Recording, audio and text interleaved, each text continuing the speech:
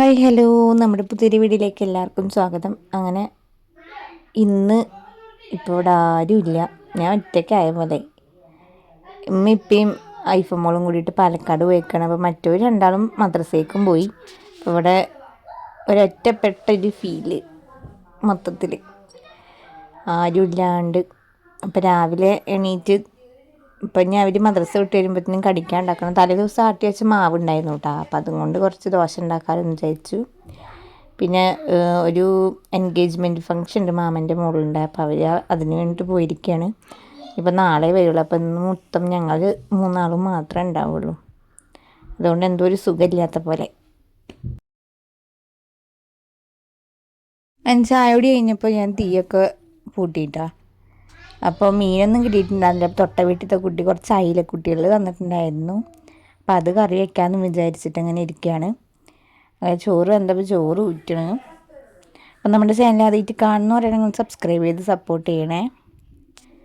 അപ്പോൾ എന്താണ് ഒരു സുഖമില്ല എനിക്ക് ദേഹം കൊണ്ട്. ഇപ്പം ഉമ്മയിപ്പം പോണത് വരെ യാതൊരു കുഴപ്പമുണ്ടായിരുന്നില്ല. പിന്നെ എന്തോ ഒരു പനിക്കോളൊക്കെ ഉള്ള പോലെ ഉണ്ട്.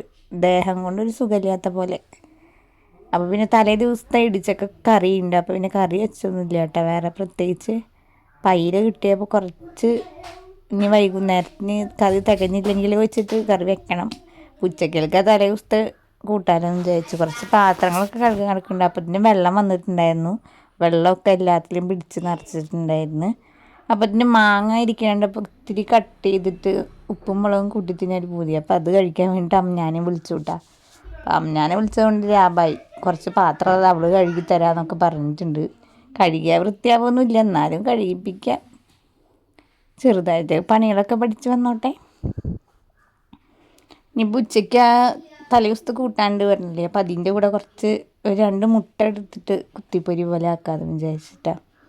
അങ്ങനെ ഇപ്പോൾ അമ്മനാക്ക് നല്ല ഇഷ്ടമാണ് ഇങ്ങനെ ആക്കണത്. അപ്പോൾ അങ്ങനെ ആക്കിയിട്ട് ഭക്ഷണം കഴിക്കാൻ വേണ്ടി പോവുകയാണ്. ഒരുവിധമുള്ള പണികളൊക്കെ കഴിഞ്ഞു. അപ്പം ഇനിയിപ്പോൾ ഇതൊക്കെ ഉണ്ടാക്കി കഴിഞ്ഞതിന് ശേഷം വേണം ചോറിനാൻ. മോനിക്ക് ഇന്ന് മദ്രസയിൽ പരിപാടിയുള്ള കാരണം അവർക്ക് അവിടെ നിന്ന് ചോറ് കിട്ടും. അപ്പം ഞാനും അമ്മനമോളും മാത്രമേ ഒന്ന് കഴിക്കാൻ. അതിൻ്റെ ഇടയിൽ അമ്മനമോൾ കൂട്ടാനിൽ കരണ്ടി ഇട്ട് പോയി. അപ്പം ചെറുതായി പനിക്കുണ്ട് കേട്ടോ. വലിയ സുഖം പോരാന്ന് പറഞ്ഞതിൽ പനിക്കോള് കിട്ടിയിട്ടുണ്ട്. അപ്പം 4 മണിയായപ്പോൾ എണീറ്റ് ചായ വെക്കണം ഇപ്പോൾ. പിന്നെ എന്തായാലും അടുത്ത വീഡിയോയിൽ കാണാം കേട്ടോ.